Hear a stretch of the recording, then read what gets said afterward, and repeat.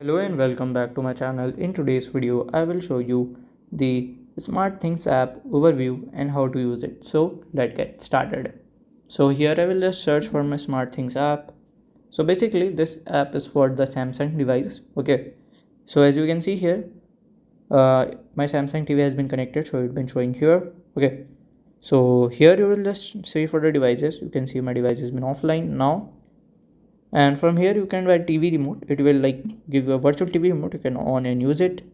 And if you want to add a device, you will like click on it here plus icon, click on add device option, and you can add a new device and you can use it. So by this way you can do it, and it's a very easy way to do.